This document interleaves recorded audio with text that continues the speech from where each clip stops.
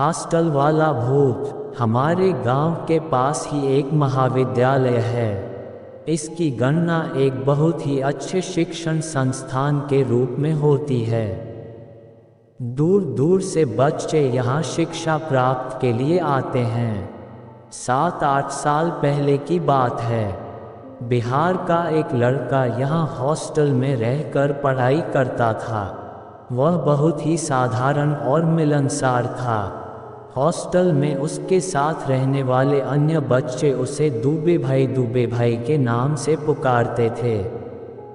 एक बार की बात है कि वह अपने बड़े भाई की शादी में शामिल होने के लिए 15 दिन के लिए गांव गया। हॉस्टल के अन्य बच्चों ने उससे कहा कि दूबे भाई जल्दी ही वापस आ जाएगा। 15 दिन के बाद वह लड़का फिर से आकर हॉस्टल में रहने लगा, लेकिन अब वह अपने दोस्तों से कम बात करता था। यहाँ तक कि वह उनके साथ खाना भी नहीं खाता था और कहता था कि बाद में खा लूँगा। अब वह पढ़ने में भी कम रुचि लेता था। जब उसके साथ वाले बच्चे उससे कुछ बात करना चाहते थे तो वह टाल देता था। वह दिन भर पता नहीं कहाँ रहता था और रात को केवल सोने के लिए हॉस्टल में आता था।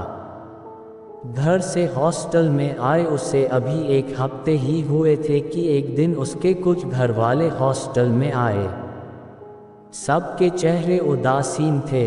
एक लड़का उन लोगों से बोल पड़ा कि दूबे भाई तो अभी हैं नहीं, वे तो केवल रात को सोने आते हैं। उस लड़के की बात सुनकर दूबे के घर वाले रो पड़े और बोले, वह रात को भी कैसे आ सकता है? हम लोग तो उसका सामान लेने आए हैं। अब वह नहीं रहा। हॉस्टल से जाने के 2 दिन बाद ही वह मोटरसाइकिल से एक रिश्तेदार के वहाँ जा रहा था। उसकी मोटरसाइकिल एक तेज आती ट्रक से टकरा गई थी और वह ऑन स्पॉट ही कार के गाल में समा गया था।